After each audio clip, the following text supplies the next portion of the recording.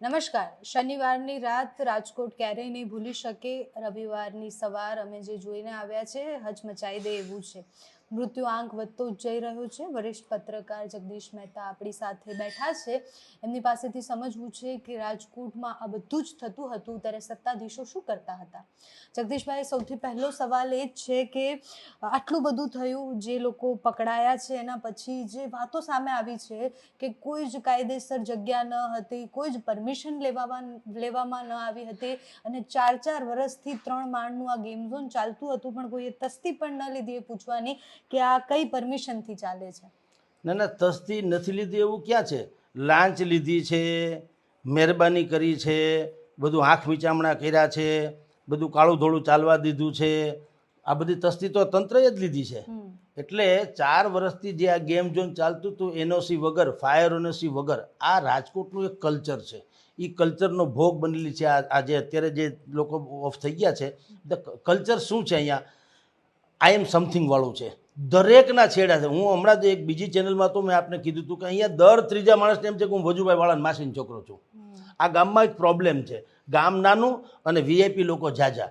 ચાવાળાને તમે વધુ હેરાન કરો તો શક્ય છે કે વિજય રૂપાણીને ફોન જોડીને વાતે કરે ને તમને વાત કરાવે પણ ખરા. આ ગામ એ ટાઈપનું છે. એટલે હવે રહી વાત અત્યારે આ ગેમ ઝોનવાળી, એમાં તમે જાણો છો યુવરાજસિંહ સોલંકી, નીતિનભાઈ જૈન, બીજા ફલાણાભાઈ પણ જે છે માનવેન્દ્ર છે, હા પ્રકાશ જૈન, માનવેન્દ્ર સોલંકી. આ જે તમે ઘટનાક્રમથી શું સૂચવે છે સાહેબ કે દરેકના છેડા આડે છે. આ ગેમ ઝોનનું 3-4 વર્ષ પહેલાં જ્યારે ઉદ્ઘાટન થયું એમાં કલેક્ટરથી માંડીને મ્યુનિસિપલ કમિશનર બધા જ લોકો હાજર હતા. તમે વિચાર કરો, કોઈ નેતા હાજર રહે અને એને કાંઈ ખબર ન પડે, સમજી શકાય કે એનઓસી શું છે કે વગેરે વગેરે, એ શુભેચ્છાના ભાગરૂપે અને એની નજર હોય મતદારો ઉપર. સુથારનું મન બાવળીએ એમ આ લોકોની નજર હોય મતદારો ઉપર. સ્વાભાવિક છે, એ સમજી શકાય, કારણ કે નેતા તો અભણ પણ હોઈ શકે. જે લોકો અફસર્સને હાજર રહ્યા હતા ઉદ્ઘાટન સમયે, એનામાં એ બુદ્ધિ નથી કે એ કમસે કમ ઉદ્ઘાટન કરવા જાય એની લીગાલિટીની તપાસ કરે. આ તો એવું થયું કે હું ગેરકાનૂની કોઈ બાંધકામ કરી લ્યો અને કોઈ માર્ગ મકાન ખાતાના મંત્રીને યારે ઉદ્ઘાટન કરાવી દઉં, આ એના જેવી વાત થઈ. તો જે લોકો જે તે સમયે ઉદ્ઘાટન કરવા આવ્યા એણે એટલું કમસે કમ તપાસ્યું નહીં હોય કે આ જે ગેમ ઝોન જે છે તમે જે બનાવ્યો છે આખું ફેબ્રિકેશનનું બાંધકામ છે, થર્મોકોલનું. પતરા થર્મોકોલ જલ્દી આગ પહોંચાડે તેવું હોય છે. એટલે આપણે કહીએ છીએ ને કે પોટાશ જેવો હાજનો વર્તમાન છે ને કમનસીબે આપણી રૂની દુકાન છે. આ એના જેવું છે. એક તો થર્મોકોલનો માચડો ઊભો કર્યો હતો અને માચડો 1660 ચોરસ મીટરમાં ઊભો થયેલું છે. આ બધું શું હતું? એક ખાલી પ્લોટ હતો. એ પ્લોટમાં જો તમારે બાંધકામ સહિત આ બધું ગેમ ઝોન ઊભો કરવો હોય તો માર્ગ મકાન ખાતાથી માંડીને ટીપી સ્કીમથી માંડીને જે પણ હોય એ બધા જ લોકોની પરમિશન તમારે લેવી પડે. એમાં આ લોકોએ બુદ્ધિપૂર્વકનો રસ્તો કાઢ્યો કે તમે જો હંગામી ધોરણે ઇન્ફ્રાસ્ટ્રક્ચર ઊભું કરો, જેમ કે રાજકોટમાં સાતમ આઠમ હોય તો લોકમેળાઓ થતા હોય છે, એ કમર્શિયલ થાય છે. કમર્શિયલ લોકમેળામાં શું છે કે હંગામી ધોરણે બાંધકામ હોય એટલે બહુ તમારે કન્સ્ટ્રક્શનની જેને કહેવાય પરવાનગી લેવાની જરૂર નહીં. એટલે એણે બુદ્ધિપૂર્વક અંદર જે છે એ રબર ને પ્લાસ્ટિક ને એ ટાઈપના અને બાકી જે છે એ ઓલા ટાયર 1000 જેટલા તો ટાયર, સડી ગયેલા ટાયર, એને એલિવેશન માટે થઈને કલર કરીને ચારેકોર ડિઝાઇનમાં મૂકાતા. ત્યાં આ બધું જે ચાલે છે, જે મોટર ચલાવવામાં આવે છે ઓલી ગેમ ઝોનની, એ જે હાલે છે એ ડીઝલથી ચાલતી હોય. એટલે 2000 લીટર જેટલું તો ડીઝલ ત્યાં હતું અને વીજ પુરવઠો ન ખરાય એટલે પેટ્રોલ પણ ત્યાં હતું પાછું. પેટ્રોલ, ડીઝલ, થર્મોકોલ અને પતરા, શેડ્સ અને નીચે રબર. તમે વિચાર કરો, આગને નોતરવાના તમામ સાધનો હતા એમ કહો તો ચાલે. આવા સમયે 4 વર્ષ પહેલાં આ જ સ્થિતિ હતી. તો જે ઉદ્ઘાટન કરવા આવ્યા છે એનામાં બુદ્ધિ ન હોય કે ભાઈ કમસે કમ પૂછે કે ભાઈ તમારું ફાયર એનઓસી છે કે નહીં, તમે આમાં બાકીની વ્યવસ્થા, ધારો કે કશી કોઈ અજુગતી ઘટના બની જાય તો અહીંયા ફાયર બ્રિગેડ આવી શકે કે કેમ, લોકોને એક્ઝિટ માટે થઈને વાત છે કે કેમ, ક્યાંય ખુલ્લાપન છે કે નહીં, લોકોને આવા વેન્ટિલેશનની વ્યવસ્થા છે કે નહીં. આટલી એક સામાન્ય માણસને ખબર પડે. ફર્સ્ટ એડ જેવી પણ સુવિધા નથી, કારણ કે આ બાળકોનો ઝોન, આ તો છે ગેમ ઝોન છે, આ તો આગ લાગી છે. માની લો કે આગ નથી લાગી તો શું બાળક પડી ન શકે? ઉપરથી નીચે પડી શકે ઓબ્વિયસલી. તો બાળક પડી શકે. બીજું, કોરોના પછી સ્થિતિ એવી હદે કથળી છે કે લોકોના હૃદયની અત્યારે હાર્ટ એટેકના બનાવો બહુ બને છે. તો ગઈકાલે અમારા રાજકોટમાં અહીંના પત્રકારમાં પીડ ફોટોગ્રાફર જે પ્રવીણ સેદાણી, એનો યુવાન દીકરો પણ હાર્ટ એટેકમાં ઓફ થઈ ગયો. તો તમે કલ્પના કરો કે એવી સ્થિતિમાં પણ તમે પંચિંગ કરી શકે એવા તાલીમબદ્ધ, કહું છું, ખાલી મારા તમારા જેવા માનવતાના નાતે આવી જાય જુદી વાત છે, પણ તાલીમબદ્ધ કહી શકાય એવા તમારી પાસે કોઈ માણસો, તો જે તંત્રવાહકોએ જ્યાં ઉદ્ઘાટન કર્યું એણે પહેલાં કહેવું જોઈએ કે મને ફર્સ્ટ એડની બધી વ્યવસ્થા તમારી પાસે છે કે શું, એ મને બતાવો. કોઈ છોકરું વળી જાય તો એને લાગે તો ઇમિડિયેટલી શું થાય. બીજું, એક એમ્બ્યુલન્સ વાહન જેવું તમારી પાસે હોવું જ જોઈએ, 12 માસ 24 કલાક જેવું. કારણ કે તમારે તો સીધી કોની સાથેનો બથમ-બથ્થા છે? છોકરાઓ સાથે, નાના બાળકો સાથેનો. તો બાળકો તો હસતા ખેલતાય પડી જાય, ઝઘડતા પડી જાય, બાળક હોતા હે.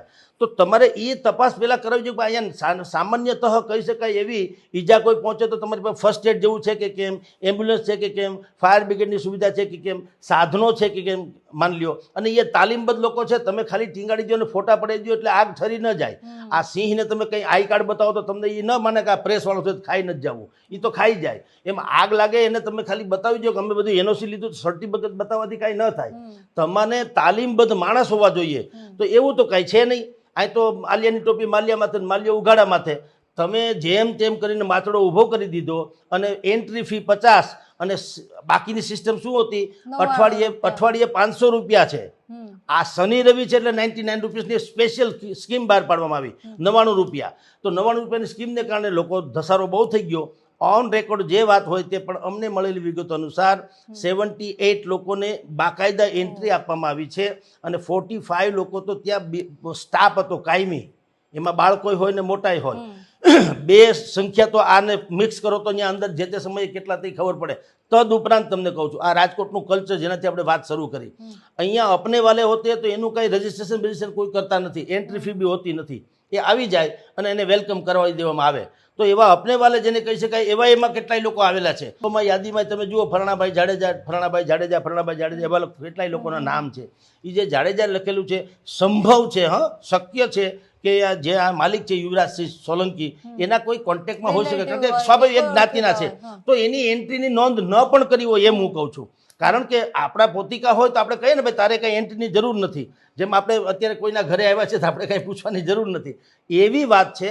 તો આમ બધું તમે ટોટાલિટીમાં ગણો તો જ્યારે આગની ઘટના 5:30 વાગ્યાની આળે બની છે, અને શું કામ બની છે?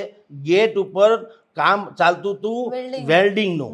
હવે થર્મોકોલની તમારી પાસે આટલી બધી શીટ્સ પડી છે, રબર, નીચેનું રબરનું કવરિંગ છે. એટલે પણ સર, એ જવાબ કોણ આપશે કે વેલ્ડિંગનું કામ ચાલુ હતું તો બી અંદર લોકોને રહેવા કેમ દીધા? એમ કોઈ પણ કામ ચાલુ છે તો અંદરના લોકોની પરવા કેમ નથી હોતી? આપણને પરવા પૈસાની છે ને બેન, પબ્લિકની ક્યાં છે કોઈને પરવા? તો એન્ટ્રીમાં કેટલા પૈસા આવ્યા, મારી ગલામાં કેટલા આવી ગયા, એની તો પરવા છે. કોઈને બીજી ક્યાં સેફટી? અને આ એક ઘટના છે એટલે આપણે બધા બહુ ચર્ચા કરીશું. ટીઆરપી વાળું રાજકોટમાં આવા 13 થી 14 ગેમ ઝોન છે, અને એને બાકાયદા ગેમ ઝોન નામ નથી આપવામાં આવ્યું. એ ફરાણા કા ધાબા અને ઢીકણા કા ધાબા, એ જે જમવાનું હોટલો હોય છે હાઈવેઝ ઉપર, એમાં બધી ગેમ્સ હોય જ છે. આ જ પ્રકારનું છે. લસરપટ્ટી છે ને ઊંચા જગ્યા છે ને વગેરે વગેરે, જે બાળકો માટે સામાન્ય રીતે હોય છે તે. ક્યાંય કરતાં ક્યાંય ફાયર સેફ્ટીથી માંડીને, ફર્સ્ટ એડથી માંડી, તાલીમબદ્ધ સ્ટાફથી માંડીને, ઇમરજન્સીમાં કાંઈ પણ હોય તો તમને મદદરૂપથી એવા એકમાત્ર કોઈ સાધન હોય તો હરામ બરોબર છે. અને બધાને બધી ખબર છે. તંત્રવાહકો હરામનું ખાવા જાય છે, ખાઈ પીને આવતા રહે છે, ફોટા પડાવી લે, હાથ મિલાવી લે, છાકો પડી જાય છે. બધા જોવે, આપણે 50 જણા જમતા હોય એમાં આ ભાઈ આવે વીઆઈપી, કોઈ તંત્રવાહક જેને કહેવામાં આવે, વીઆઈપી આવે એટલે ઓલા લોકો એને હાથ મિલાવે, એને આવે ને એના માટે જગ્યા કરી દે એટલે એ ભાઈ સીન સપાટા કરીને વયા જાય. એ ક્યારેય પૂછતા નથી કે ભાઈ તમારું ફર્સ્ટ એડ હાલો આપણે ચેકિંગ કરીએ. મને તમે વિચાર કરો, રાજકોટમાં જે ચીફ ફાયર ઓફિસર છે મિસ્ટર ખેર, એણે ગઈકાલે કીધું કે ભાઈ આ આગ એવી રીતે લાગી, અમે લોકો થોડોક સમય પછી આવી તો ગયા, ઘટના બની, હવે એક રિક્ષાવાળાએ ફોન કર્યો કે આ ધુવાડા બુવાડા બહુ નીકળી ગયા. એ પણ ઇસ્માલભાઈ કરીને છે રિક્ષાવાળા, એ ઇસ્માલભાઈએ ફોન કર્યો, નહીં તો હજી શું થઈ ગયું હોત. માન્યો એણે ફાયર બ્રિગેડને ફોન કર્યો કે અહીંયા કંઈક આગ લાગી છે. પછી ફાયર બ્રિગેડ આવ્યું. ત્યાં સુધીમાં તો સાહેબ જે કુદરતી કરવતી કાળો કોપ થઈ જ ગયો હતો. કારણ કે બધી જ પ્રકારની જે બાંધકામથી માંડીને જે કોઈ ઇન્ફ્રાસ્ટ્રક્ચર ઊભું કર્યું છે એ બળવા માટે કે બાળવા માટે લાક્ષાગ્રહ જેવું હતું. આ જે આખું ગેમ ઝોન હતો TRP એનું નામ આપવું પડે લાક્ષાગ્રહ. લાક્ષાગ્રહ એટલે ઇમિડિયેટલી સ્ફોટક સળગી જાય એવું જે મહાભારતમાં હતું તે એના જેવું આ હતું. અને એ ફાયર બ્રિગેડ પહોંચી પેલા તો સત્યાનાશ બધું થઈ જ ગયું હતું. બચવા માટે કોઈ જગ્યા જ નહોતી, ઉતરવા માટે કોઈ જગ્યા નહોતી. એક જ વન વે હતો, ઉપર જવાનું નીચે આવવાનું. સૌથી પહેલા શું થયું, આગ લાગી એટલે પેલા સીડી જ પડી ગઈ. પહેલી વાત તો એ ઉપરના માણસ ઉપર ગયા, પહેલે માળે, બીજે માળે, ત્રીજે 3 માળનું આ હતું કમઠાણ માછડો. એ બધા એમને રહ્યા. આગ નીચેથી ઉપર આવીને થર્મોકોલ જે છે, રબર છે અને બાકી હતું એ હવાએ પૂરી કરી. તો આ બધું થયું. આગ જે છે હોળીની જેમ આખું સળી ગયું છે બાકાયદા. અને જીવતી ચિત્તામાં આટલા લોકો જે અત્યારે ફિગર્સ આવે છે, ભગવાન કરે આ ફિગર ના વધે. આપણે ઈચ્છા રાખીએ કે આવી ફિગર ના વધે, 30, 32, 35 ને આળેગાળે રહે. પરંતુ જે સૂત્રો કહે છે એ પ્રમાણે 45 તો એના સ્ટાફ હતા. અને અત્યારે એને મિસિંગ કે મિસિંગ એટલે શું કહી રિહાઈને વયા ગયા છે. મિસિંગનું ગુજરાતી શું, એ નથી મળતા એટલે તમારો સત્યાનાશ થઈ ગયો એ ગણવાનો. પણ સરકારની પરિભાષાઓ બહુ આવી બધી હોય છે બુદ્ધિપૂર્વકની. મિસિંગ એટલે ભાઈ મળતા નથી, પણ એમ નહીં કે ગુજરી ગયા છે. પણ ઘણી બધી લાશો તો એવી પણ છે કે જે પૂરી લાશ જ નથી, એમ એને ભેગી જ કેમ કરે? સાહેબ રીંગણાના ઓળો બનાવી અને જે રીતે રીંગણા સળગીની હાલત જે થાય એ આપણે કરુણતાથી કહેવું પડે. એવી હાલત દીકરાઓની પણ થઈ છે, એવી હાલત બાકીના જે લોકો સળગી ગયા છે એની હાલત થઈ છે. DNA ટેસ્ટ થકી જ એની ઓળખાણ થઈ શકે એમ છે કે આ કોનો દીકરો, પહેલાં તો દીકરો છે કે દીકરી છે એ પણ નથી થઈ શકે એમ તપાસ. આટલી હદે આ લોકો સળગી મર્યા છે. તો આ બધું આમાં યુવરાજસિંહ સોલંકી કયો, માનવેન્દ્રસિંહ જેનો આ પ્લોટ હતો ભાડે તો એ કયો, નીતિન જૈન કયો, આ બધા તો તંત્રના લૂ ફોલ્સને મારી ખાનારા છે. બે ઘડી માની લો. પણ પહેલામાં પહેલો દોષિત જો કોઈ હોય તો એ મેઇન જે તંત્ર વાહકો છે એ જ દોષિત છે. તમે NOC વગર આ 3-4 વર્ષથી આટલું મોટું ગેમ ઝોન ચાલે છે, જ્યાં સેંકડો જિંદગીઓ કલબલાટ કરતી હોય, એ કલરવ છે એ ક્યારેક કકળાટમાં પલટી જાય ખબર ન પડે એવી હાલતમાં જ્યારે હોય તો તમે લોકોએ શું, તમે ધૃતરાષ્ટ્ર છુઓ, તમે અંધ છુઓ, તમારામાં બુદ્ધિ નથી, તમારામાં કઈ તંત્ર જેવી કોઈ ફરજ નિષ્ઠા છે નહીં. 5-5 આંકડાના પગાર તો તમે ખાઓ છો, હરામના માલ મલાદા. પહોંચી જાય તો પછી બિલકુલ બેન, વાત એ જ છે. અહીંયા રાજકોટ હોય કે સૌરાષ્ટ્ર હોય, 2 પ્રકારનો ભ્રષ્ટાચાર છે. એક સીધો, તમે જેમ કહો છો એમ જ હપ્તાવાળો, એક સીધો ભ્રષ્ટાચાર, અને બીજો ઓળખાણનો ભ્રષ્ટાચાર છે. હું કાલ સવારે કાંઈ ગેરકાનૂની કામ કરું તો પણ કારણ કે હું કાંઈક છું એટલે મારા માટે કાયદો થોડોક જુદો થાય. કાયદો સમાન છે એ બધું થોથા છે. હું હંમેશા કહું છું આ બધા આદર્શ સંહિતાઓ જે છે એ બધી જ કાગળ ઉપરની વાતો છે, ધરાતલ ધરતી ઉપરની કોઈ વાતો છે નહીં. ચૂંટણી હમણાં જ થઈ અહીંયા સ્વામિનારાયણ મંદિરના મેઇન હોલમાં ભારતીય જનતા પાર્ટીએ જબરજસ્ત કાર્યક્રમ કર્યો. અમિત શાહના ને નરેન્દ્ર મોદીના પોસ્ટર છે, મારાથી ડબલ હાઇટના જે રજનીકાંતના પોસ્ટર લાગે એવા બધા પોસ્ટર લાગ્યા હતા રોડ ઉપર. અને પાગલ માણાને ખબર પડે કે રાજકારણનું ચાલી રહ્યું છે. એની કાયદેસરની ફરિયાદ કરી કોંગ્રેસવાળાએ કે આ બધું આચારસંહિતાનો ભંગ છે. હજી સુધી કાળો કાગડો ને બધું કાગળ ઉપર બધી લીપાપોથી હાલે છે. એવી જ વાત અહીંયા છે. શું ચાલે છે? ટેકનિકલ ફોલ્ટ કેવો કાઢે કે ભાઈ બાંધકામ કાયમી હોય તો માર્ગ અને મકાન ખાતું કંઈક વિગતવાર એમ વિઝિટ કરે, સરપ્રાઈઝ ચેકિંગ કરે. પણ આ તો કંઈક ટેમ્પરરી જેવું હતું. ટેમ્પરરી 4 વર્ષથી હોય, શું ટેમ્પરરી 4 વર્ષથી હોય? પણ આ બધી મિલી ભગત, મેં કીધું ને 2 પ્રકારના ભ્રષ્ટાચાર. એક સીધો રૂપિયાવાળો ભ્રષ્ટાચાર, બીજો આ ઓળખાણવાળો. કહેવાય છે કે આ જે યુવરાજસિંહ સોલંકી હોય કે બીજા જે કોઈ છે એના છેડા એમ કે અડે છે ગોંડલ સુધી ને રાજસ્થાન સુધી. રાજસ્થાન તો છોડો, રાજસ્થાનમાં તો પૈસાવાળા નીતિનભાઈ જૈન છે એના પૈસા હોય. ગોંડલ શબ્દ આવે ત્યાં બધું આખું સૌરાષ્ટ્ર સમજી જાય કે ગોંડલના છેડા એટલે કોણ અને શું હોય છે. ગોંડલમાં 2 જ છે, ઈસ જંગલ મેં એક હી શેર નહીં, 2 હી શેર, બાકી બધું કાંઈ નહીં. તો 2માંથી એકની સાથે એના છેડા હટતા હોય એટલે શું હોય, વાંકા ત્રહા હટતા હોય તો એ લોકો એમાં ભાગીદાર હોય કે ન હોય એ મહત્વ નથી. એનું ખાલી નામ કાફી છે. અહીંયા અમારા સૌરાષ્ટ્રમાં આવું બધું બહુ હોય છે. અહીંયા પેલા 2 વાહન ન ભટકાય, પછી 2 વાહક ભટકાય. વાહનમાં ઈજા ઓછી થાય, વાહક ભટકાયમાં વધુ ઈજા થાય. હું કોણ, ઓળખોશ વગેરે. એવી સ્થિતિ આમાં થઈ હોય કે ધારો કે કોઈ માર્ગ મકાન ખાતાનો અધિકારી કે ફાયર બ્રિગેડ વાળો કે કોઈ કોર્પોરેશનનો બીજો કોઈ વાળો કે ટીપી સ્કીમ વાળો ઇન કેસ ફરજના ભાગરૂપે પણ ધારો કે આવીને પૂછવું કે આ બધું બરાબર નથી, હો આ તમે આવું કરી લેજો ને તો પછી કાલ સવારે કંઈક કાયદા કાનૂન થાય. આવી ન કરે નારાયણ વાત કરી બી હોય તો શું થયું હોય આપને કહું. ઇમિડિયેટલી ફલાણાભાઈ છે એ ફોન લગાડે ઢીકણાભાઈને, અને ઢીકણાભાઈ આને ફોન કરે ભાઈ ફલાણો ભાઈ બોલું છું, એટલે બધું જ કાયદો બાયદો બધું સમાપ્ત. બિલકુલ આ જ સ્થિતિનું નિર્માણ થયું હોઈ શકે આમાં. અને એનું જ કારણ છે કે અત્યારે આપણે ખરખરો કરવા બેસવું પડ્યું. અન્યથા આપણે તો કાયદાને સલામ મારવી પડે એવા કામ કરવા જોઈએ. આ બધા જ લોકો શપથ ગ્રહણ લે છે, હું નિષ્ઠાપૂર્વક મારી ફરજ બજાવીશ અને નિષ્પક્ષ રીતે બજાવીશ. આ બધા જ જેટલા ખોટું બોલે છે એની ઉપર કશું જ થવાનું નથી. એસઆઈટીની રચના, એટલે એસઆઈટી શું કામ પણ મને સમજાવ. મેં પીળો શર્ટ પહેર્યો, તમે એસઆઈટી નિમશો? આ ભાળતા નથી. એમાં એસઆઈટીનો ક્યાં સવાલ છે? 4 વર્ષથી ઉલ્લુ બનાવે છે. આવે આખો ગેમ ઝોન છે, રબરનું નીચેનું કવરિંગ છે, ઉપર તમારે થર્મોકોલ ચારે બાજુ છે, લાકડાના ને ખપાટિયા એટલે પાટિયા, લાકડાના ને લોઢાના તમે દિવાલો કરી છે, અંદર થર્મોકોલ છે, ફેબ્રિકેશનનું છે, કોઈ પ્રકારના સેફટી તમારા પાસે જે સાધનો કઈ છે નહીં, તો દીવા જેવું સ્પષ્ટ. એમાં એસઆઈટીનો ક્યાં સવાલ છે? પણ લોક રોષ ખાળવા સરકાર પાસે 4-5 પ્રકારની વાતો હોય છે. નંબર 1 જે હર્ષ સંઘવીનો ગુરુ મંત્ર બની ગયો છે, મેઇન બીજ મંત્ર શું? ચમરબંધીને છોડવામાં નહીં આવે. પણ પકડો તો ખરા, પછી છોડતા નહીં. ચમરબંધીને છોડવામાં નહીં આવે, આ પહેલું વાક્ય છે. બીજું વાક્ય છે તાત્કાલિક, એમ કે આના ફાસ્ટ ટ્રેક કોર્ટમાં આની ઓલી થશે, સુનવાઈ થશે. તેમાં તમે ઉપકાર કરો છો. નહીતર હું તમારે નિરાતે હોય, ખાઈ પીને આનંદ મગલ તમને મોજ આવે ત્યારે કરવાની હોય. કેટલી નોનસેન્સ વાતો છે, છતાં એને કેવું હાઇલાઇટ કરવામાં આવે છે, જાણે ઉપકાર કરતા હોય. અરે ફાસ્ટેગ કોર્ટમાં કરો કે ઇમિડિયેટલી શૂટ કરો. યોગી આદિત્યનાથ શું કરે છે? એની કોર્ટ છે, એનું નામ ન્યાય કહેવાય. ઓન ધ સ્પોટ શૂટ હિમ ગદ્દાને. જેણે કોકની જિંદગી બરબાદ કરી નાખી છે, એનો વળી કાયદો શું? પણ સર આપણે જોયું જ ક્યાં છે, 5 વર્ષમાં આટલી બધી ઘટનાઓ થઈ, જે આરોપીઓના નામ દે છે, આરોપીઓ તો છૂટા ફરતા હોય છે. જેટલા લોકોના જીવ ગયા છે, બધા લોકોનો આરોપી એમ કહીએ કે આ આરોપી છે, આનો મુખ્ય આરોપી આ છે, તક્ષશિલાનો હોય, વડોદરાનો હોય, મોરબીનો હોય, એ તો બધા ખુલ્લા ફરે છે. બેન, ખુલ્લા ફરે છે એનું કારણ તમે જુઓ.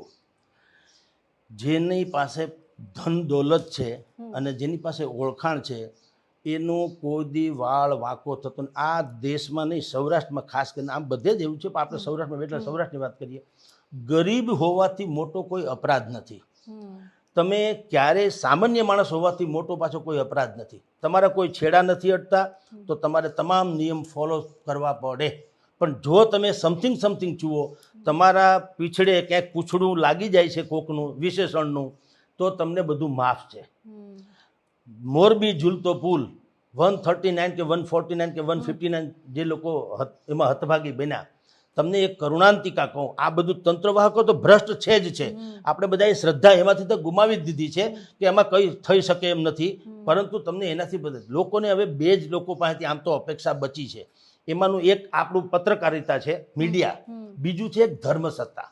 એમ લાગે છે કે સાધુ સંતો છે, કમસે કમ એની પાસેથી લોકો સારી અપેક્ષા રાખે. હવે આપણામાં કેટલી બધી ખરાબી આવી ગઈ છે પત્રકારિતામાં, એટલે લોકોમાં આપણામાં થોડીક એમ લાગે છે કે ભાઈ આ નિષ્પક્ષ તો નથી હોતા, અથવા તો અમુક લોકો ઢાંકી ડૂંબીને વાત કરે છે. પણ ધર્મસત્તામાં તો કમસે કમ સામાન્ય પ્રજા જે છે એને એમ છે કે કંઈક સાધુ સંતો તો કમસે કમ આ દેશને ઉગારી શકશે. આ જે મોરબીમાં હોનારત બની, એના પછી એના આત્માની શાંતિ માટે રામકથા પૂજ્ય મોરારી બાપુના વ્યાસાસને રાખવામાં આવી હતી. બરાબર, મોહનભાઈ કુંડારિયાના પરિવાર તરફથી. તમે કલ્પના કરો, એ 7 દિવસની જે રામકથા હોય છે, ખરેખર તો એક જમાનામાં શ્રીમદ ભાગવત કથાથી માંડીને ગરુડ પુરાણથી માંડીને રામકથા આ મૃતાત્માઓના મોક્ષાર્થે જ યોજાતી. અત્યારે જે થઈ રહ્યા છે જલસા થઈ રહ્યા છે. બાપુ તારીખ આપે, કાલે અમારે ગોંડલમાં, પરમદી જુનાગઢમાં, ઓલી કે જેતપુરમાં, ઓલી કે જામનગરમાં, સોના માટે કાંઈ નહીં, પછી કે જગત હિતાર્થે એવું બધી નામ આપી દે જુદા જુદા. માનસ ફલાણા, માનસ ઢીકણા, માનસ ગાંધીજી, માનસ રાવણ. કથા તો ત્યાં સુધી થઈ ગઈ, રાવણની કથા થઈ છે. અને રામકથા મહાન હોય એવો એને ચિત્રમાં આવ્યો છે. ખેર, આ હુતાત્માઓની શાંતિ કાજે મોરબીમાં રામકથા યોજવામાં આવી. એ રામકથા સવારે થાય. પેલા જમાનામાં તો એવું હતું, સવારે 9 થી 12, સાંજે 4 થી 7, એવું 2 ટાણા ચાલતું હતું. એટલે સવારના ભાગે બેન દીકરીઓ કદાચ ઘરે કામમાં હોય ને ભાગ ન લઈ શકે સાંભળવાનો, તો સાંજના ભાગે આવી શકતી હતી.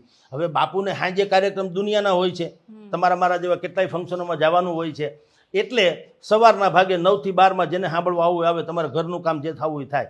એટલે લાઈવ ટીવી છે એટલે એ જુદી વાત છે, ઘરે બેસીને સાંભળી શકાય. પણ આ 9 થી 12 પછી હાનનો નહીં કાર્યક્રમ. હાનના મેં કીધું આવા બધા તથાકથિત ફંક્શનો હોય છે. મોરબીમાં શું થયું, સાંજના ભાગે પછી સાંસ્કૃતિક કાર્યક્રમના નામે બીજા બધા જલસા થતા હોય. આના વિડીયો મોજૂદ છે, એટલે કહું છું. ત્યાં રાતના લોક ડાયરો થયો. લોક ડાયરામાં ભાઈ મીર, ઓસમાણ મીરથી માંડીને બધા કલાકારો હતા. તમે હજી જોજો સાહેબ, આપણી આંખોમાંથી પાણીની લોહી ટપકે એવી વાત છે.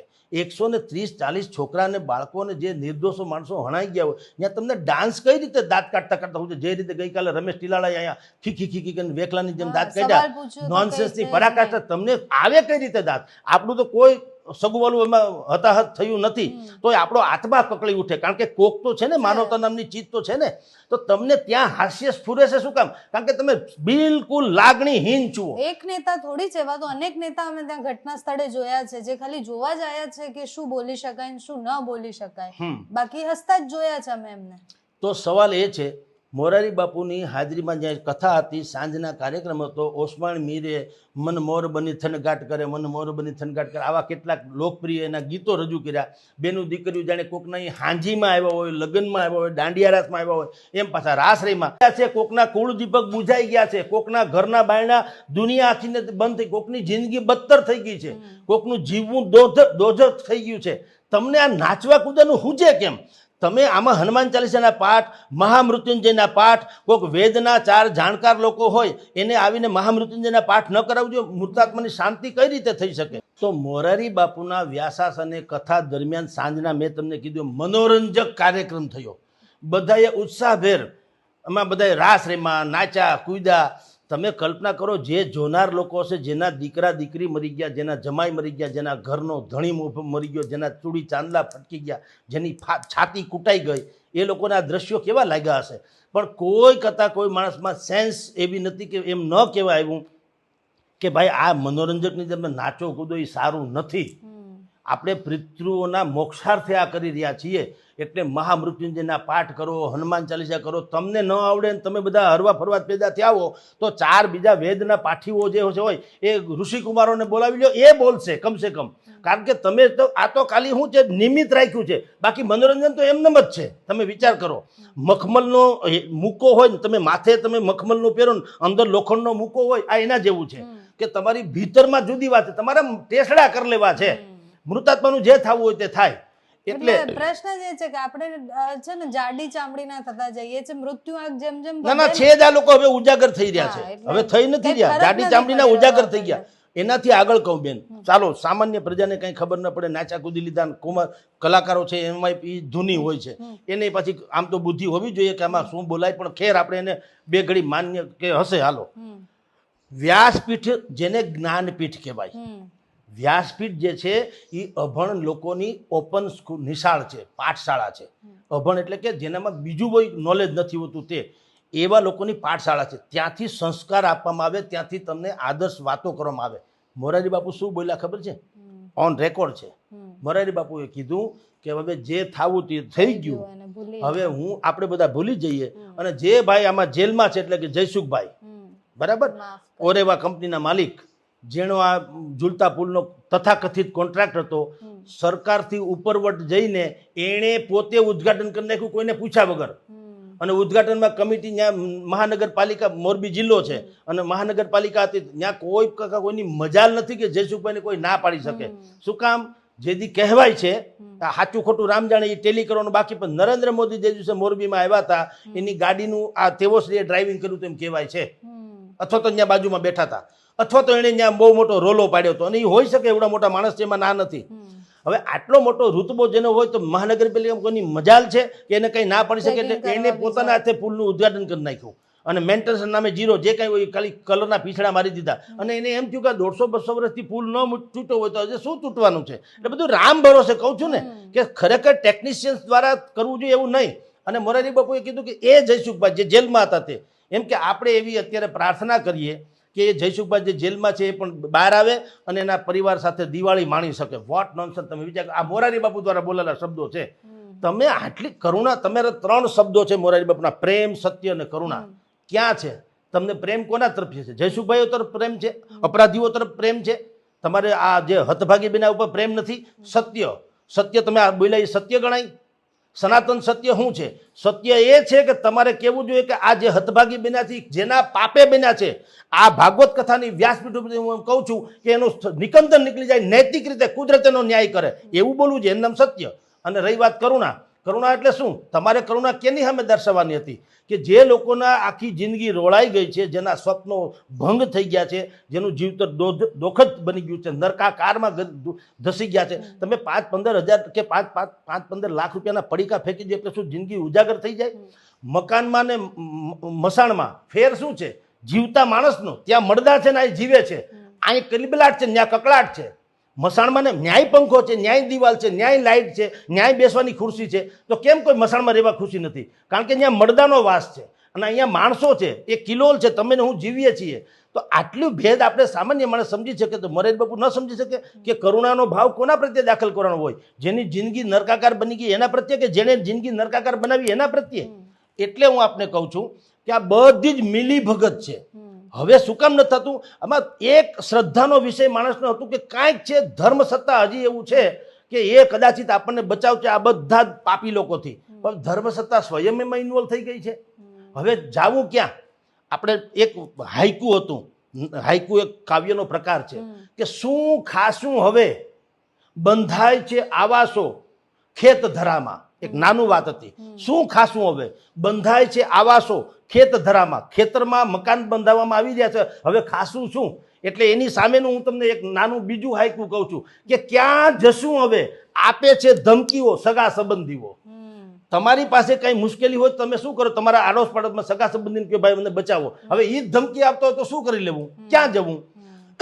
એમ ધર્મસત્તા એક એવી વ્યવસ્થા હતી કે લોકોને એમ લાગતું હતું કે આપણે મોરારી બાપુ એટલે કે કોઈ પણ ધર્મસત્તાને કહેશું કે ભાઈ અમે આર્તનાદ કરીએ. અરવિંદ રૈયાણી મિનિસ્ટર હતા, એ બંનેએ પત્ર લખ્યો ગોવિંદભાઈ પટેલ ધારાસભ્ય કે તમારા પોલીસ કમિશનરને કે તમારા ક્રાઇમ બ્રાન્ચના પીઆઈ થી માંડીને કોન્સ્ટેબલો જે છે એ જમીન ખાલસા કરાવવાના એ હપ્તા લે છે ને એની ખંડણી ઉઘરાવે છે ને એના હવાલા લે છે.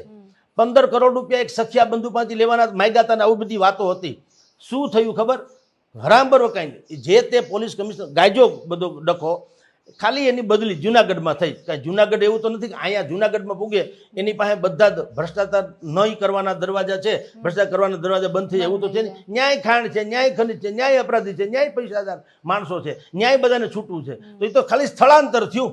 આપણે જેને સસ્પેન્ડ શબ્દને બદલી કહીએ છીએ એ પ્રજાની આંખે પાટા બાંધવાની વાત છે. એને મેં કીધું એમ આવડી મોટી ઘટના બને, 139 છોકરા મોરબીમાં મરી જાય, 16 થી 26 લોકો વડોદરા હોનારતમાં મરી જાય જળની હોડીમાં. બોલે પણ સુરતમાં તક્ષશિલા થાય છે, 12 થી 15 16 છોકરા ન્યાય ઓફ થઈ જાય છે. અહીંયા અમદાવાદમાં મોલ હળગી ઉઠે છે, ન્યાય પણ આટલા લોકોનો હતાહત થાય છે. અહીંયા અત્યારે જે આંકડો છે એ ખોટો છે. ખોટો એટલે ભગવાન કરે એ ખોટો રહે, આનાથી એક પણ ન વધે આપણે એવું ઈચ્છીએ. પણ એ આંકડા દબાવવામાં આવ્યો છે. હજી 45 જણાનો સ્ટાફ હતો જે મળતો નથી અને 78 લોકોને ઓફિશિયલ એન્ટ્રી અને એટલા જ બીજા હોવાનું પણ કહેવાય જેની એન્ટ્રી નોંધવામાં નથી આવી. તો આ બધો આંકડો જે છે એના સહિત તો પણ તમે જુઓ મેઇન જે આરોપીઓ જે છે મુખ્ય જેને કહી શકાય એમાંના કોઈ પણ માણસમાં અને એમાં જે તંત્રવાહકો તમે હું કહીએ છીએ કે કેમ આંખ વિચારણા કર્યા. આંખ વિચારણા કરે એનું કારણ શું છે? એક પણ માણસને ખબર છે સરકારી તંત્રમાં મજા જ આ છે. પછી આપણે ખાનગીકરણનો બહુ લોકો તથાકથિત લોકો વિરોધ કરે. વિરોધ જ કરે ને. તમે જમાઈ થઈ જાઓ છો, તમારું કંઈ થતું તો છે નહીં. આટલી હરામખોરી તમારી ચાલે છે. બધાના ઘરે ઘરે અત્યારે કાણે મંડાણી છે આખા રાજકોટમાં, આમ કહો તો સૌરાષ્ટ્રમાં ઘેર ઘેર કાણે મંડાણી છે. આ જે કોઈ અધિકારીઓ છે એને હર સંઘવીને સલામ મારવા સિવાય હરામ બરોબર જો બીજી કોઈ બાબતમાં રસ હોય તો શું કામ એને ખબર છે એનું કાંઈ થવાનું નથી. હું હંમેશા કહું છું સસ્પેન્સ નામનો શબ્દ છે ને, સસ્પેન્ડ એ કાયદેસર પ્રજાની આંખમાં ધૂળ ઝોકવા માટેનો શબ્દ છે. છેતરપિંડી. તમે હરામના રોટલા ખાઓ, ઘરે બેસીને આરામ કરો અને સસ્પેન્ડ કરી દો એટલે જે માણસને સસ્પેન્ડ કર્યો એ હું સુધરી જાય એના છેડા તો અડવાના જ છે. અને બધાને ખબર છે 6 મહિના પછી પાછો આવી જાય. કોઈ અદાલતે આજ સુધી આવા તથાકથિત સસ્પેન્ડ થયેલા લોકોને કસૂરવાર ઠેરવીને આજીવન સસ્પેન્ડ કરવાની એવી કોઈ વાત કરી નથી. બધા પાછા 6 મહિના પછી આવી જાય છે, 6 મહિના આરામ કરે, ત્યાંથી છેડાછેડી કરે, પાછું પોતે ત્યારે ઓફિસમાં નથી હોતા એટલે એ ગમે એવા ખેલ નાખી શકે. અને એના કઈ જે કંઈ પોલીસ તંત્રમાં હોય કે બીજા કોઈ તંત્રમાં હોય, મને અત્યારે પ્રેસમાંથી કાઢી મૂકે ધારો કે, તો પ્રેસમાં મારા તો મિત્રો તો હોય ને, મારું સામ્રાજ્ય તો હાલે જ હાલે. હું ખાલી વધીને પ્રત્યક્ષ નથી એટલો ફેર, પણ મારા બધું તૂટી ન જાય તો મારા ખેલ તો હાલે. એમ આ બધાના ખેલ હાલે ને 6 મહિના પછી પાછા આવી જાય એટલે જે વળતર એને ગુમાવ્યું એ પાછું મેળવી લે. ડિસમિસ, હું આ શબ્દ વાપરું છું કે આટલી મોટી હોનારતમાં જેમાં માનવ સહાર થયો છે 125-150 અધિકારી પર તો ક્યારે એક આવ્યું જ પણ લોકોને ડિસમિસ કરવામાં આવ્યા નથી સાહેબ. જેણે આંખ વિચારણા કરાય છે માર્ગ મકાન ખાતું હોય, જે ફાયર બ્રિગેડના અધિકારીઓ જે છે, બાકી ઇન્સ્પેક્શનની જેની જવાબદારીઓ છે, અહીંના તથાકથિત નેતાઓ છે, ધૂળ પડી એ પ્રતિનિધિઓમાં. તમે શેના લોકપ્રતિનિધિઓ છો? તમે લોકપ્રતિનિધિ નથી, તમે આવા રૂપિયાના થોકડા રાખે છે એ થોક પ્રતિનિધિઓ છો. તમારું આત્મા ખકડી કેમ ન ઉઠે? તમારે કેમ ન કહેવું જોઈએ કે આ ભાઈને કોઈ પણ હિસાબે સસ્પેન્ડ કરાવ, ત્યાં સુધી હું અહીં અનશન ઉપર છું? કોઈ ધારાસભ્યએ કીધું કે જ્યાં સુધી આ પાપી લોકોને પૂરતી સજા ન મળે કાંઈ નહીં થાય. બધાના કોન્ટેક્ટમાં છે, ક્યાંથી થાય? એ તો બચાવવામાં પડ્યા છે. કાલે જેમ ઓલાભાઈ ખીખી ખીખી કરીને દાંત કર્યા વેખલાની જેમ ધારાસભ્યએ, આ બધી આ જ વાત છે. નોનસેન્સની પરાકાષ્ઠા છે સાહેબ. ખબર છે પ્રજામાં કાંઈ, પ્રજા પાસે લાચારી લોકતંત્ર આપણે કહીએ છીએ, આ લોકતંત્ર છે જ નહીં. આ નેતા તંત્ર છે, માર્કેટિંગ તંત્ર છે, સત્તા તંત્ર છે, આ માફિયા તંત્ર છે, આ ગોઠવણ તંત્ર છે. લોકો તો નિમિત્ત છે. મારે ને તમારે ફરજિયાત મતદાન કરીને છૂટી જવાનું. વિડ્રો પાવર તો છે નહીં. મેં તમને મત દેવાથી દઈ દીધો, પછી તમે જાણો ને તમારું કામ જાણે. પછી આપણાથી તાકાત નથી કે તમે એમાં બરાબર નથી કામ કરતું, તમને હું પાછો મત ખેંચી શકું. એટલે આ આપણી કમનસીબી છે. પછી આપણે બધા એમ કે લોકો જાગૃત થવું છે. લોકો શું જાગૃત છે? ભલામણ હું મારા છોકરાને લઈને કોઈ ગેમ ઝોનમાં જાઉં અને હું પૂછું ને મને જવાબ મળે કોઈ દી? સામાન્ય માણસ હું પૂછું તમારું મને ફાયરનું એનઓસી બતાવતી, મને ઝાપટ મારે 5. મેં કીધું એનઓસી ની ક્યાં કરે? મને જ એનઓસી ન આપે ત્યાં એન્ટ્રીની. હાલી શું મળ્યા છો? બધું બોલવું ટીવી ઉપર કે બધી જુદી વાત છે, સ્થળ ઉપર જુદી વાત છે. અધિકારીઓને તંત્રને જ્યાં સુધી ડિસમિસ કરવામાં નહીં આવે અને આ 4-4, 5-5 લાખ રૂપિયા તમે વેચો, હું એમ કહું છું એ પણ ખોટી સિસ્ટમ છે.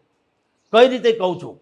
એટલે તમે આવી મોટી હોનારત થઈને તમારી આબરૂના ધજાગરા થાય, તમે 4 લાખ રૂપિયા 5 લાખ રૂપિયા ફાળવી દો છો. આડા દિવસે જે લોકો ખટારામાં પબ્લિક એરિયામાં બસમાં કે આવીને અકસ્માતે મરી જાય છે, એમાં એનો તો કોઈ વાંક નથી હોતો. ત્યાં ધરતી ઉપરનો બોજ હતા, એને કેમ પૈસા નથી આપતા? એ હું રખડું રામ હતા, એ મરવા યોગ્ય હતા, એ જાન છૂટે બોજો એમ છે, એને કેમ નથી મળતા? એને તો વીમો ઉતાર્યો તો મળે, નહીં તો થયું. આ કેવી વાત છે? પ્રત્યેક ઘટનામાં મળવા જોઈએ. જે અને કેટલા, આ 4 લાખ નહીં, એ બોગસ વાત છે. તમે એક મળદાની કિંમત 4 લાખ આંકો છો. 12-13 વર્ષનો છોકરો ત્યાં રમવા ગયો છે, માની લ્યો, ભણવામાં હોશિયાર હોય, 95% માર્ક્સથી પાસ થતો હોય, એનો અર્થ એમ છે કે એ ભવિષ્યમાં હોશિયાર થઈ શકે અને એ સારી પોસ્ટ પણ મેળવી શકે એવો જીગર. તમારે જે કોઈ મૃતાત્માઓ છે એના ઘરમાં શું પણ ઉપલબ્ધિ છે અને એ ભવિષ્યમાં શું થઈ શકે એવી ક્ષમતા હોય, એનું આંકલન કરી એ રીતે એને આપવું જોઈએ.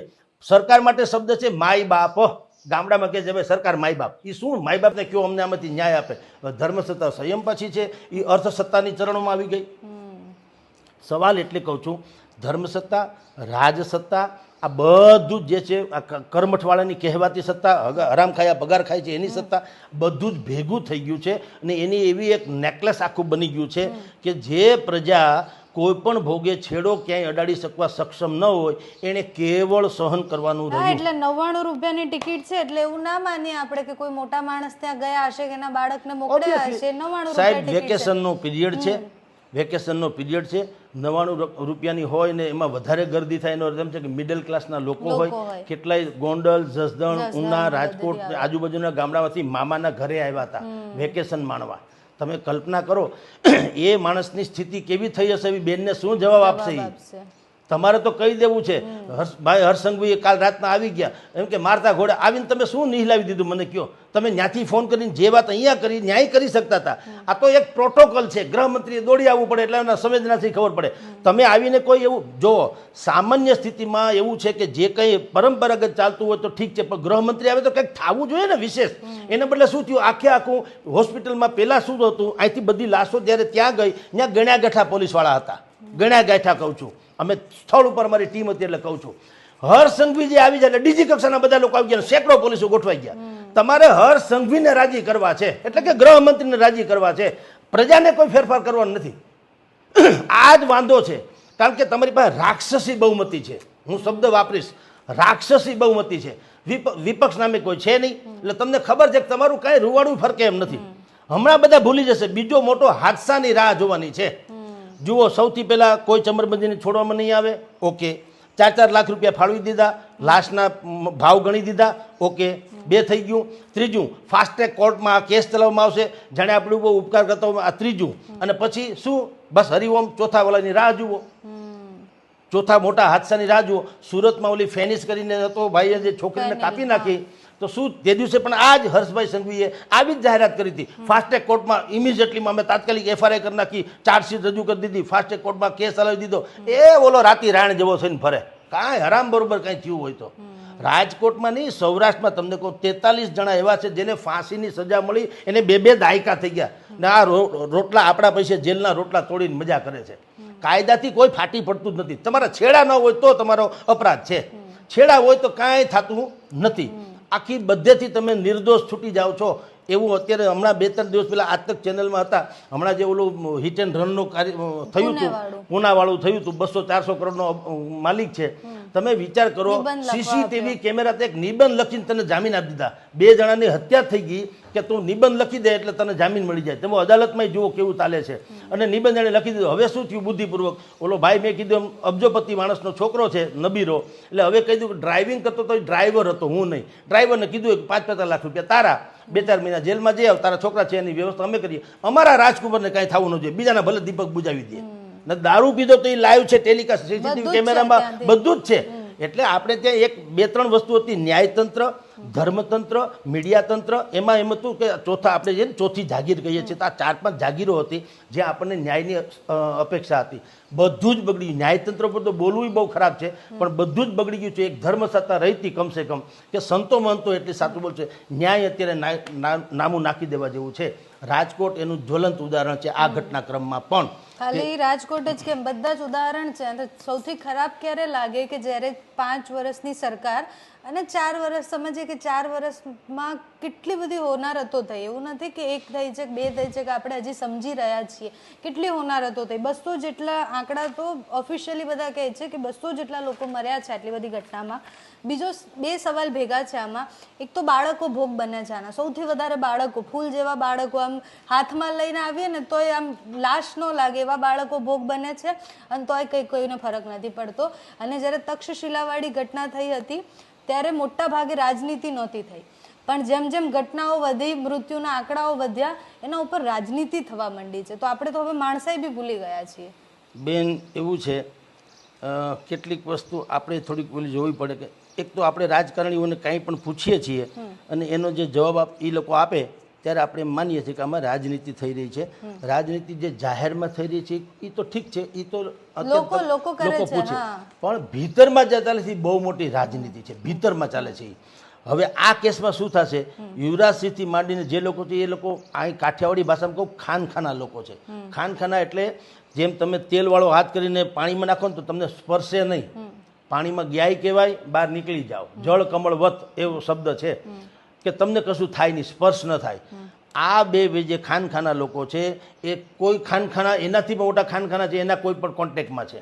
હવે એને કાંઈ થવું ન જોઈએ, અથવા તો લોક રોષ ને જોઈને ભલે દેખીતું કાંઈક થશે, અંદર ખાને કાંઈ થવું ન જોઈએ. ગઈકાલે શું થયું, જે 10 લોકોની અટકાયત કરી, શબ્દ પાછો અટકાયત તો ધરપકડ નહીં, એ પાછી બીજો પોઈન્ટ છે. સામાન્ય પ્રજાને બિચારાને ખબર નથી હોતી, પણ એ અટકાયત કરીને લઈ ગયા તો એમાં જે મેઇન ગુનેગાર જે કહી શકાય એવા છે એને ટેબલ ખુરશી પર ત્યાં બેસાડવામાં આવ્યા હતા, બાકી બધાને નીચે બેસાડવા. તમે કલ્પના કરો, આરોપી હોય એને પછી ક્યાં તમારે આગતા સખ્ત કરવાની જરૂર છે, પણ કારણ કે એ ખાનખાના છે, એ કમ નથી એટલે એની બધી આગતા સખ્ત જો અત્યારથી આટલી આગતા સખ્ત થતી હોય તો છેડા તો અડી જ ગયા હોય.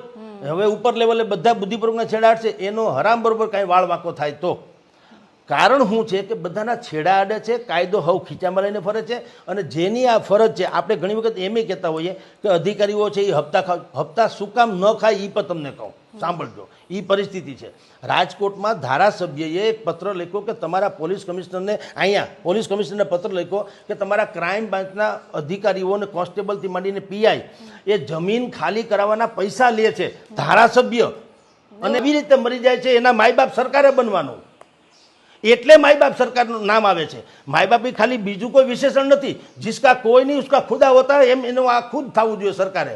તો કરવું એવું જોઈએ, જે લોકો આમાં મૃતાત્મા થયા છે એના 4 લાખ 5 લાખ તમારી મર્યાદા નહીં, એમ તો મહારાષ્ટ્રમાં 10 લાખ છે અને ઓલી બીજે 15 અમુક રકમ છે, તો તમે 4 લાખ એટલે શું, અને 4 નહીં 40 લાખ આપવા જોઈએ. હું એમ કહું 4 કરોડ આપવા જોઈએ, પણ કોની પાસેથી લઈને? આ યુવરાજસિંહો પાસેથી લઈને, ગેમ ઝોન વાળા પાસેથી લઈને, ઓલા હોડકાના કોન્ટ્રાક્ટર પાસેથી લઈને, જયસુખભાઈ પાસેથી લઈને, અમદાવાદના મોલ વાળા પાસેથી લઈને એની પાસેથી આપવા જોઈએ. આ 4 લાખ રૂપિયા તમે અત્યારે જ આપો એ તો સામાન્ય પ્રજાના મારા ને તમારા ટેક્સમાંથી આપે છે. ભગવાન હું કોઈ ભલે એને મૃતાત્માને 40 લાખ મળે, પૈસા અમે વાંધો નથી, પણ અમારો તો કોઈ એટલે કે કોઈ જે બીજી પ્રજા છે એનો તો કોઈ દોષ નથી. હરામના પૈસા તો તમે ખાઈ ગયા છો, હપ્તા તમે ખાધા છે, આંખ વિચામણા તમે કર્યા છે, અમારો પગારે તમે ખાઈ જાવ છો, બધું અમારું જ ખાઈ જવું છે, તમારી કોઈ ભૂલ નથી. એટલે એક તો આવા જે લોકો અધિકારી છે એની ઉપરથી આ વસૂલ થવા જોઈએ, એની પગારમાંથી માંડીને બધી રીતે વસૂલ થવા જોઈએ. અને સરકારે પણ બાકીના પૈસા જે છે હું કહું એને આપવા જોઈએ આવી રીતે ગણીને કે સરેરાશ આયુષ્ય 80 વર્ષનું કોઈ પણ માણસનું 90 વર્ષનું આયુષ્ય હોય છે સરેરાશ, એમાં 40, 45, 60 વર્ષ કે જે કાંઈ ગણે એટલા રૂપિયામાં એ કમાઈ શકે એવી રીતે એને પૈસા આપવા જોઈએ. આવું કશું જ થતું નથી. અને એટલે જ સરકારી તંત્રમાં બધા અત્યારે બેરોજગારના આપણે દાખલા આવે ને, એક ક્લાર્કની કે પટાવાળાની ભરતી હોય તો લાખો લોકો શું કામ અરજી કરે છે? કોઈને પટાવાળો થવું ગમતું નથી, પણ જમાઈ થઈ જાય એક વખત પછી કોઈ આપણું કાંઈ ઉખેડી એકમ નથી, આનંદ મંગળ કરીએ એટલે બધા થાય. બેરોજગાર આમ કોઈ નથી, બેકાર લોકો જ મોટા ભાગે બેરોજગારીની વાત કરે છે. અને સરકારમાં જો આ સ્થિતિ છે, આવું ને આવું ખાનગીમાં થયું હોય છે. હું મારા છાપામાં 3 સમાચાર મુખ્ય ભૂલી જાઉં રોજ, એક દી ભૂલું માફ, બીજે દી ભૂલું માફ, ત્રીજે દી ભૂલી જાઉં, શેઠ કહી દે કાલથી આવતા નહીં ભાઈ, તમારામાં કેલિબર નથી. એટલે ખાનગીકરણ જે છે ઈગલ ટ્રાવેલર્સ એટલે ફાયદો કરે ને એસટી નુકસાન કરે, એ સમજાતું નથી આપણને. મલ્ટીપ્લેક્સ ટોકીજ જે છે એ ફાયદા મારીએ અને સરકારી જે કંઈ છે અહીંયા નાટ્યગૃહો એ બધા નુકસાન કરે. શું કામ? હરામના પૈસા ખાઈ જ જવા છે, કોઈને કંઈ પડી જ નથી. હવનું હોય કોઈનું નહીં. કોઈએ બસ સાફ કરી સાર્વજનિક છે, આપણે આમ કહીએ છીએ બસ તો અમારી પ્રજાની મિલકત છે, પ્રજાની માલિકીની છે, કોઈ એમને ના કેમ પડી? તો તે કોઈ દી પોતું માર્યું નહીં તો કે એ પોતા મારવાવાળા જુદા છે. એટલે આ લોકતંત્ર નથી, આખું અરાજકતા તંત્ર છે બેન, એનો આ ભોગ બન્યું છે.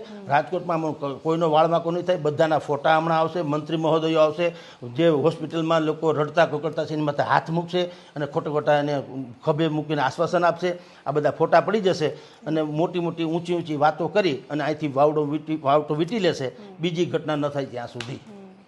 એટલે સર કમનસીબી જ એ છે કે મેં મારા 2 વર્ષના કરિયરમાં ત્રીજી ઘટના જોઈ છે અને હવે મને શરમ આવે છે કોઈના પાસે જઈને એવું પૂછતા કે તમારા કોણ સ્વજન ગયા છે અને મને એમ સામે જવાબ આપીને એવું કહે કે તમે મને મારો દીકરો કે દીકરી આપી શકશો પાછા? તમારી પાસે નથી જવાબ એનો કે હું એમને એમના દીકરા કે દીકરી આપી શકીશ ને મારા હાથમાં પણ નથી. હવે શરમ આવે છે સવાલ પૂછતા પણ, હવે અપેક્ષા પણ નથી કે તમે જવાબ આપો, કારણ કે અમને જવાબો ખબર છે કે તમે શું જવાબ આપશો અને અમને એ પણ ખબર છે કે તમે કંઈ જ નહીં ઉખાડી શકો. આટલું બધું થઈ ગયું અને છતાં પણ આ ચર્ચાઓ કરવી પડે કે કોની બેદરકારી છે, તો આપણને શરમ આવવી જોઈએ. કારણ કે 4 વર્ષથી કોઈ એક જગ્યાએ ગેરકાયદેસર કંઈ વસ્તુ ચાલે છે, આમ તો આપણી સોસાયટીમાં કંઈ બનતું હોય તોય 10 લોકો પૂછવા આવે છે કે આ શું બને છે. તો આટલું મોટું 3 માળનું જ્યારે બની ગયું ત્યારે તમે ક્યાં ગયા હતા? કેમ કોઈ પૂછવા નથી આવ્યું? કેમ કોઈએ સવાલ નથી કર્યો? કેમ સવાલ નથી કર્યો? કારણ કે બધાના ઘરે એના હપ્તા પહોંચ્યા છે, બધાના ઘરે એના પૈસા પહોંચ્યા છે, એટલે કોઈને પડી નથી. આજે બાળકો ગયા છે કે જેના બી પરિવારના લોકો ગયા છે એને જ ખબર છે કે પીડા શું છે. એ પીડા બીજું કોઈ ના સમજી શકે, ના હું સમજી શકું ના બીજા કોઈ સમજી શકે. અમે ખાલી વાતો કરી શકીએ, અહીંયા બેસીને સવાલો કરી શકીએ અને અપેક્ષા રાખી શકીએ કે અમને જવાબ મળે, પણ નથી મળતા જવાબો. નથી એ જ જવાબો છે જે મોરબી વખતે બોલાયું હતું, એ વડોદરા વખતે પણ બોલાયું છે ને અહીંયા પણ બોલાયું છે. એટલે એના ઉપર પણ વિશ્વાસ નથી કે એમાં કંઈ થશે. હવે નાગરિકોએ જાતે જ આના ઉપર સવાલ ઉઠાવતા થઈ જવું પડશે, કારણ કે તમે વોટ આપો છો અને તમે જો સવાલ નહીં પૂછો તો આ તંત્ર આમ જ ચાલશે. તમારા બાળકોની ફિકર આ લોકોને નથી. કાં તો એક જ ઓપ્શન છે, તમારા બાળકોને ટ્યુશન જતા મોકલી દો કારણ કે તક્ષશિલા થયું છે, તમારા બાળકોને પિકનિક જતા બંધ કરાવી દો કારણ કે હરણી લેકનું થયું છે, તમારા બાળકોને મોલ જતા બંધ કરાવી દો, ગેમ ઝોનમાં જતા બંધ કરાવી દો અને બાળકોને ઘરમાં પૂરીને રાખો. એના સિવાય કંઈ ઓપ્શન નથી.